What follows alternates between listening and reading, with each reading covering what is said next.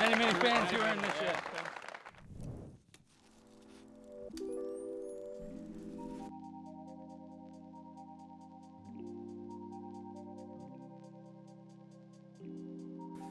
Hello and welcome back to Sieravuori, final round of the FPO division. We're watching MDG media coverage and I will be taking you through this round today on the beautiful Sieravuori Park. A very unorthodox course for being a Finnish course. You know, you have those wooded sections, you also have those grassy, long open fairways. My name is Elias Luukkonen, and as we're taking a look at the players here, you can see their stats on the screen, but I will have to personally apologize for the late delay of our videos for this Euro Tour event. You know, there was a little bit of a technical difficulty inside MDG, and you know, we're really trying to go forward now and trying to make a better job of staying on schedule in the future. And you guys still have to remember that MDG is a pretty young company, you know. We're still trying to move forward, and I'm sure next season will be better than ever.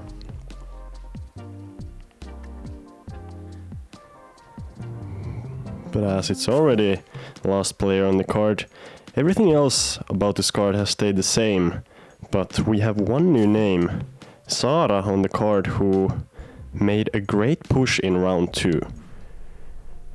Jumping from the top of the chase card all the way to second place. So we'll have to see whether she can pull off some of that momentum on a pretty big deficit to Jenni. It's really gonna be Jenni's tournament to win or lose from this point forward. And of course we're starting once again on hole 1. This long, difficult par 4. It has been consistently one of the most difficult holes on the entire course. And if any of our players can get their par on this hole 1, that's likely going to be at least one stroke on the card mates.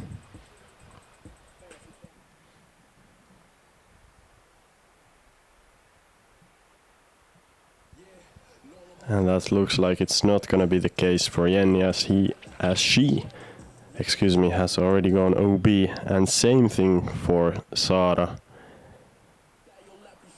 Not an ideal start here, as Mirabella once again talked about this in round 2 already, but she seems to be going with a standstill of every tee, no matter what's the distance of the hole. No matter how hard she's trying to throw it, she's consistently trying to go with that standstill and really getting a lot of distance on it. Possibly challenging the title for the card's furthest thrower. As 3 out of 4 competitors have gone OB. On here, that would be the third shot, just trying to get down the fairway.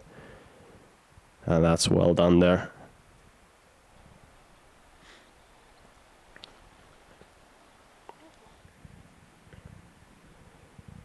You know, it's really going to be an interesting round, but not in the same way as usual. You know, usually we have these tight battles.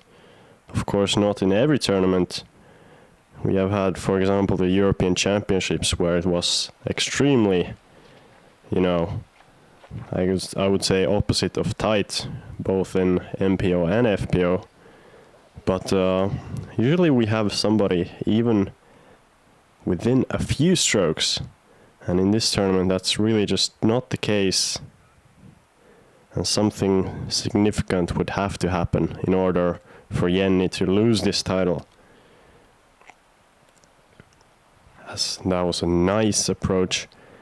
And Anni going almost to the basket. That's a great approach there. Really after the OBT shot, kind of doing the best she possibly could. And also Jenni with a sweet, accurate throw there.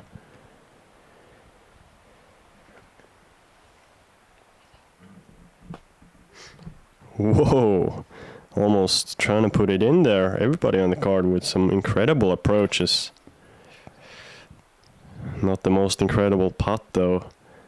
As you would have to imagine, Saara is a little bit nervous. You know, she's not the most experienced player on the professional scene. Oh no! What is happening? That was a bit of a pull there. You could see the extension a little bit more towards the right than the center.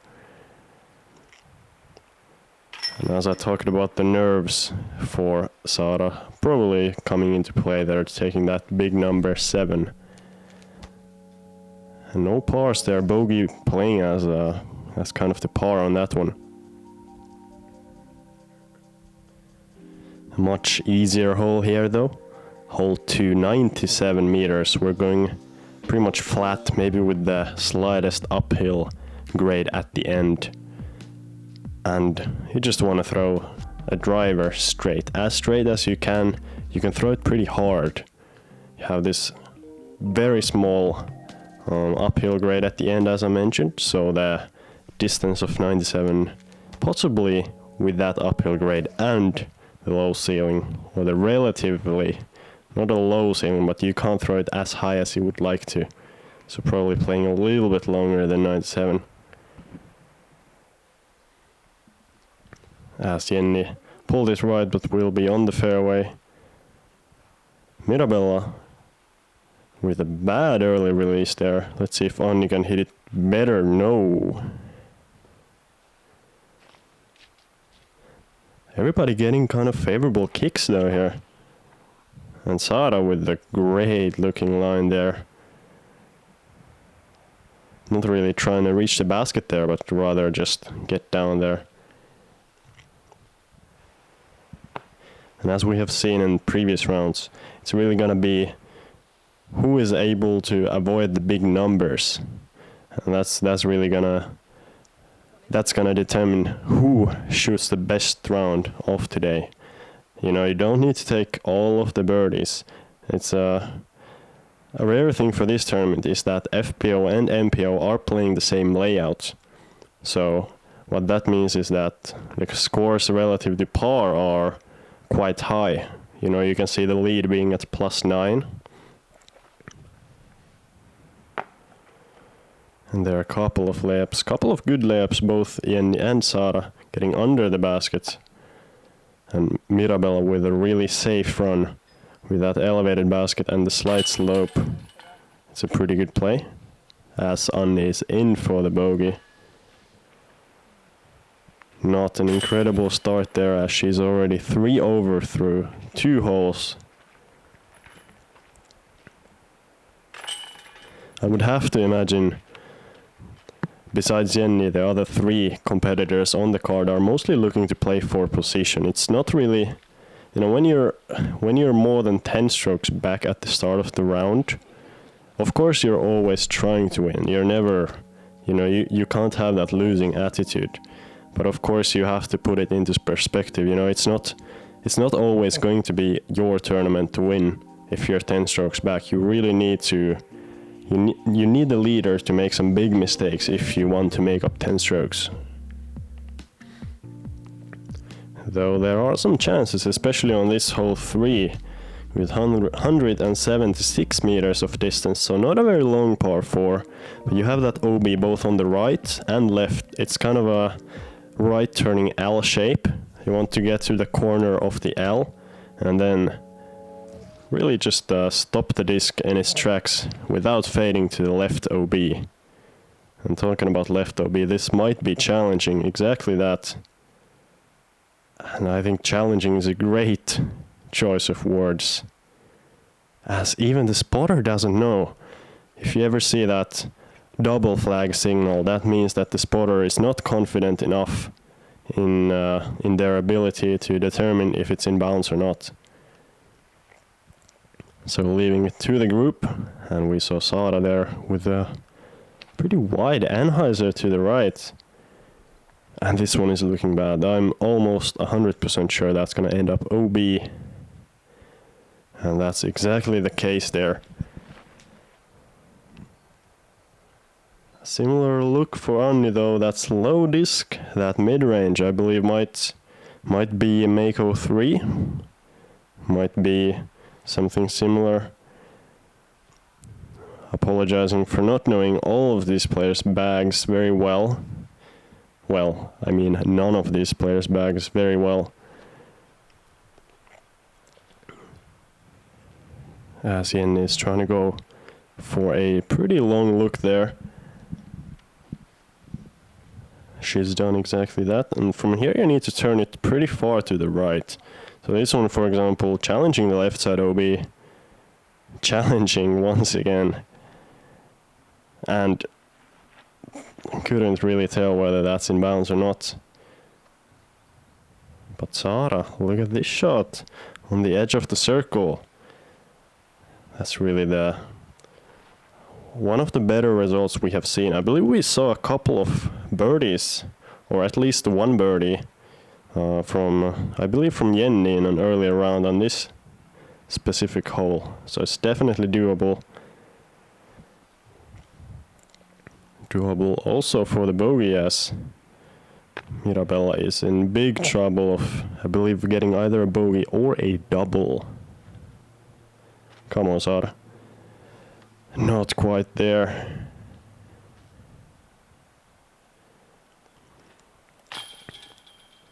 And Anni once again pushing it out to that right side. You can just see that late extension there.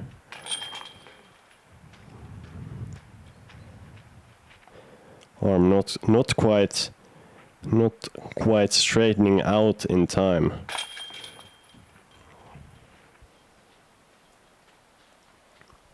As we see a lot of tap-ins here. And sorry for my voice being a little bit off. You might hear that I have been sick for the past week.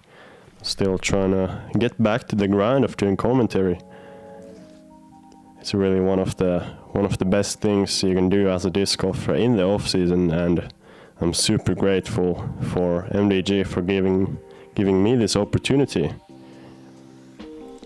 As we're moving on to hole 4, a bit more of a wooded hole. I feel like this is a common theme on this course, that you're teeing off from the woods, then you're going to an open field, and then you might enter back into the woods at the very end of the flight. So that's what you want to do here, throw something with a little bit of hyzer, preferably quite low, and a fast disc. Exactly like that. Jenni really knows the line here. Even a little bit too low there. Not quite getting the carry all the way to the edge of the other wood line.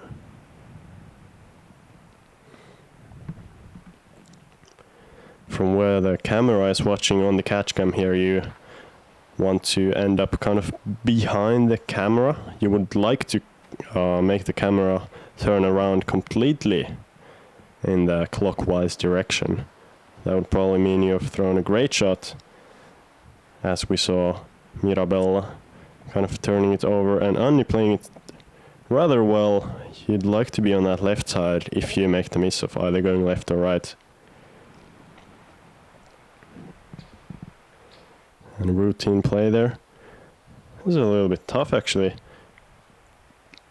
Saara was left, but not quite far enough to have that easy approach.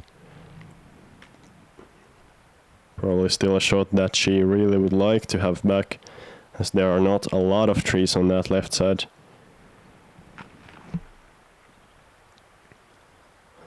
Really everybody just trying to play for that par. As I already mentioned, the par is a great score on almost all holes, and I'm sure Saara is gonna feel great after that putt. Pretty impressive to get such a good spin on the disc with that Anheuser angle. Quite often do you see, well, not saying that Saara is a newer player, but for our viewers, a lot of new players I feel are having trouble with that Anheuser release. You know, releasing it too far left or too far right, or especially the height control. You know, not quite getting the power all the way to the basket. Really, that was a prime example. Just skip 30 seconds back and watch Saara hammer it with that slight anhyzer angle. As that was a lot of pars. Well done by the card, and if we can have the same score on this one, that would be great. As hole 5, it's one of the harders. It's one of the harder par 3s you can find on any FPO layout on tour. Especially one of the hardest to birdie, as this hole is 150 meters long. Even with that OB right and that OB left in the form of that tennis court. So really off the tee, you're just trying to get it inbounds, try to get some good distance off the tee, but don't turn it over to the right. That's a pretty good play there from Jenni, just really the standard play. The only problem with being far left is that you have more of that tennis court to contend with on your second shot. So if possible, you would like to be towards the middle of the fairway and not really fade too far left. As we have seen a couple of regular good shots here, and that's another one a little bit more to the left side, so might cause some trouble on the approach, and Anni even a little bit more left.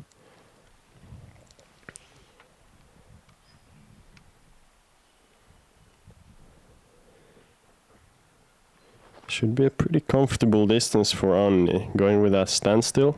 She usually has a very smooth standstill and a very smooth player otherwise, not having a lot of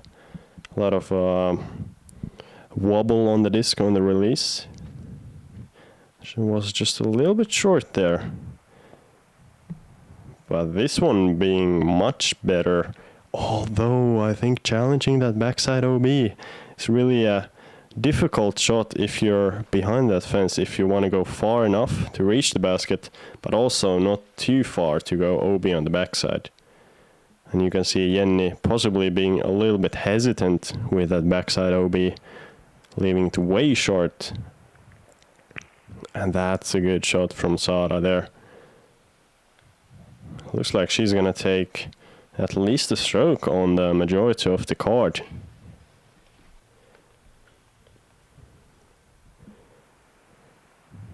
Anni still possibly able to save the par here, not quite.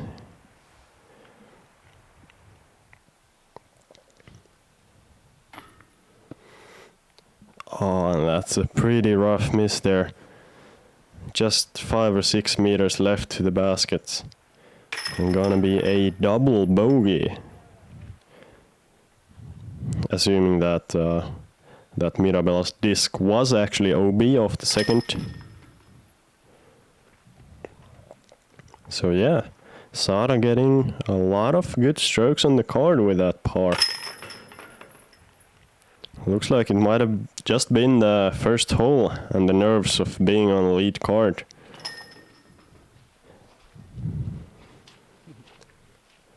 A little Rasmus Saukkoriipi sighting there. The Wombat 3 pretty much goes right where you want to throw it. One of the most difficult shots to throw in disc golf is a perfectly straight shot, and the Wombat 3 does that really, really well.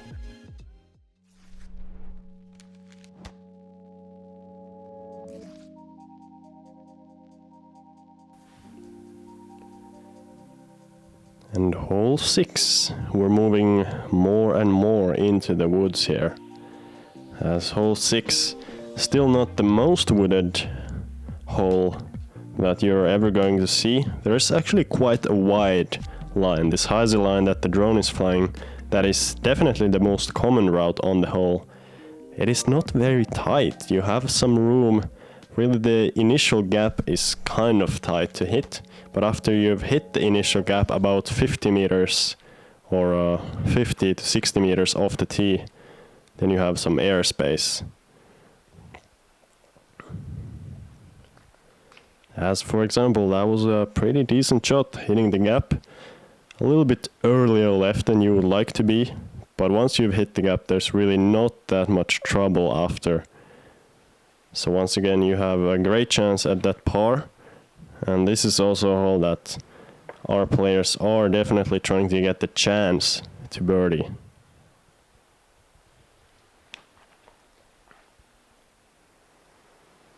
That was a great looking line, just getting a little bit more turn than Mirabella would like. And that's a good approach. Anni showing off that touch of hers. Really well done.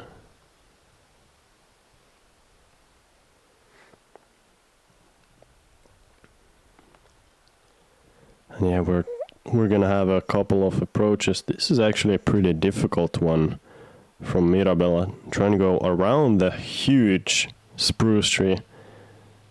And this is for par. Had that miss on the last hole, but this one is good.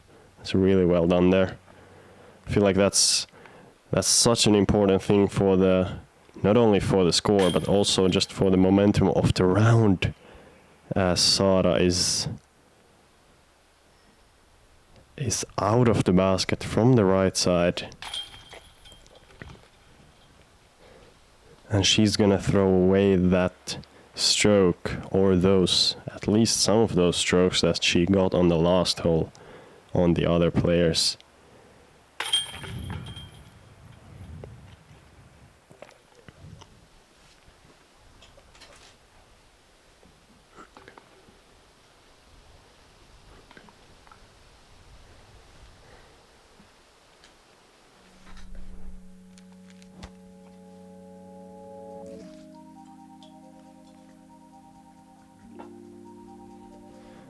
Alright, now we're seriously getting into the most wooden part of the course. It's hole 7, 113 meters.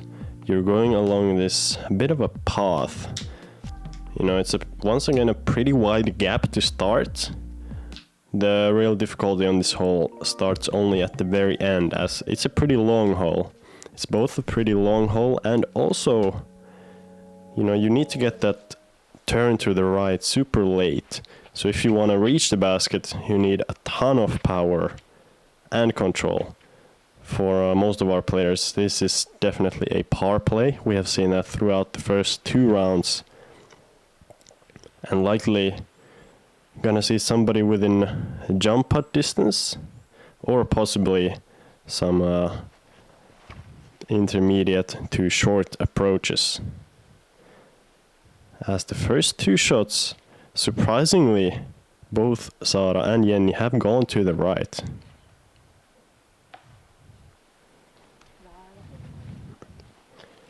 And now, actually, I will have to correct myself from the last hole.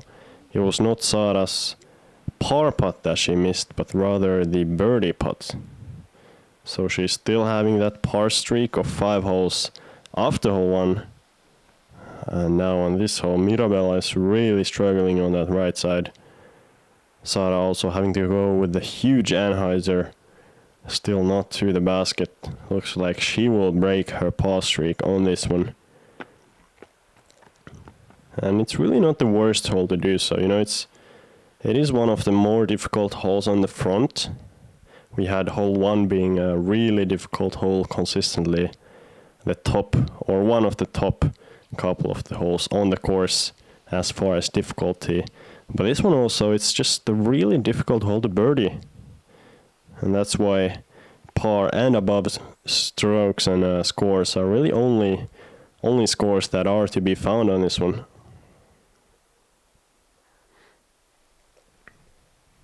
And a couple layups there. Once again, a bit of an elevated basket with that small slope in front of the basket this time. Making for some uncomfortable putting. And uncomfortable is exactly what that one looked like. A bit on the left side.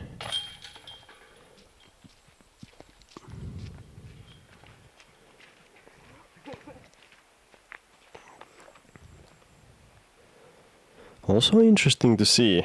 I feel like the average putting velocity of our players is not incredibly high, which is interesting to see. As the sport evolves, I feel like more and more of, especially the young players, are putting extremely hard. And I feel like it's kind of a trend of young players. You know, it's just throw the disc towards the basket as hard as you can. Just hope it's gonna hit. But our players on the card having a bit of softer putts, working very well usually on these Innova disc catchers. As we're moving on to hole 8, 90 meters, once again a true wooded hole.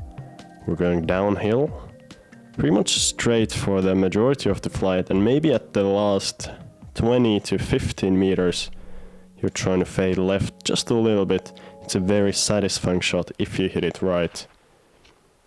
Definitely a hole that all of these players are trying to birdie. This one is a little bit too straight though.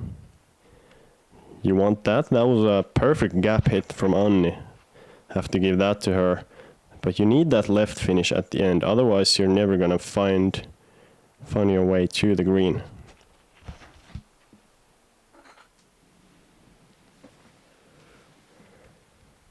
And this is a nice line. We saw Saara being a little bit right off the tee.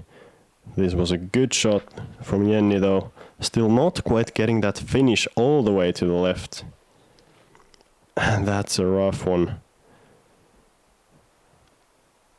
Looks like she's actually going for the re-tee. What an interesting turn of events.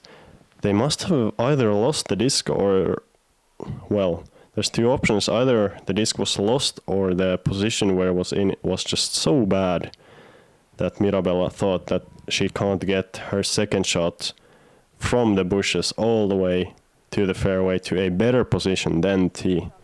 That's really what you're always trying to do if you take the re-tee. It's, you know, if you don't think you can get your second shot to a better position than where the tee pad is located.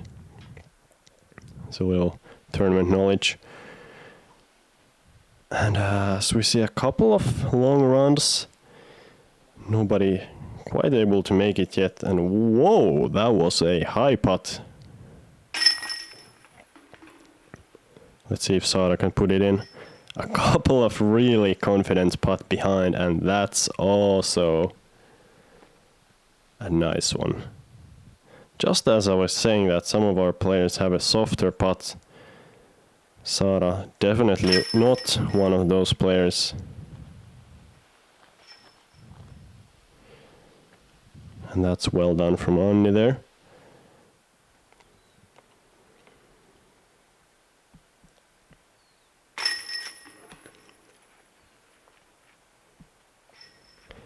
Jenni also with I feel like she's kind of a regular pace putter.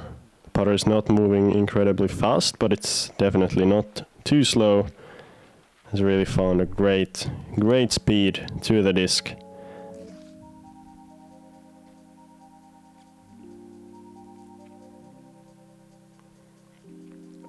And as we're moving on to the last hole of the front nine, hole 9, it's one of the more confusing holes on the course. You have this kind of a double dog leg. First dog leg is to the left. You have to make that 90-degree turn either with your first shot or just play to the corner and then turn directly to the left for your second. Or you can also try to cut the corner with the first one. And then once you've made the first corner, you still have the second one. So just before the basket, you still have to make that slight bend to the right. Wouldn't call the second one quite a dog leg, even though I just did 30 seconds ago. But it's more of a, it's more of just a slight bend. As we have seen a couple of shots, Anni kicking to the right, Saara fading to the left a little bit early. You know, fading to the left is good if you do it like this. This is looking absolutely perfect. And that's a nice looking shot.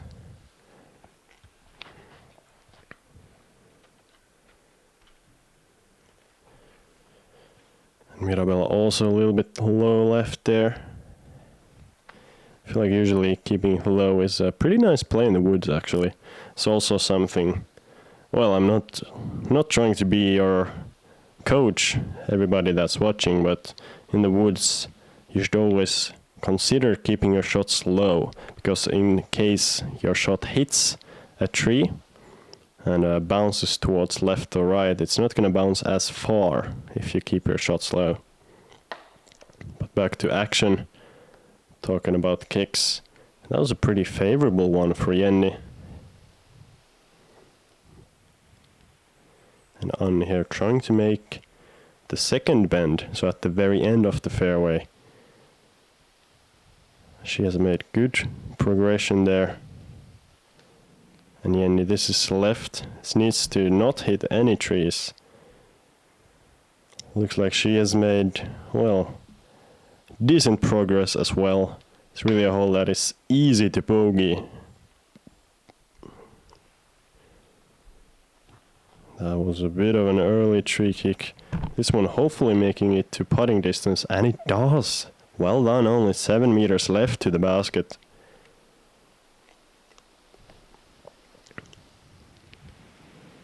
And Saara with a nice shot. That's beautiful, great touch, great angle control. Really well done.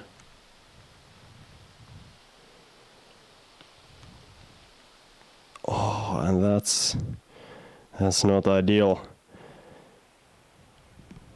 As you can see, there's so much that can happen on this hole. It's a short par 4, but the length really not telling about the difficulty of this hole. I feel like, well, even though I just said the length doesn't really tell about difficulty, as that's a couple of tough misses by the card.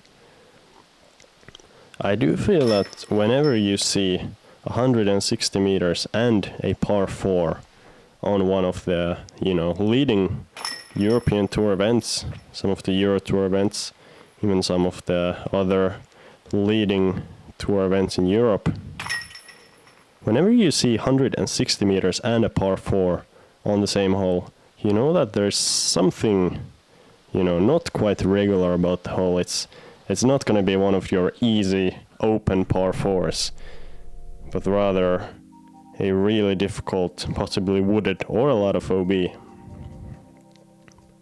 As that was a pretty short front 9. Jenni Karppinen shooting a nice +4. It's a little bit more than her average on the front, but still able to keep that 11-stroke lead over Saara, and 7 strokes from Saara to Anni. And looks like the positions of top 2 are pretty much solidified. Still, there's gonna be an interesting back 9 just to see some good disc golf. Hope to see you guys there if you want to support MDG on Patreon. And hopefully see you guys on the back.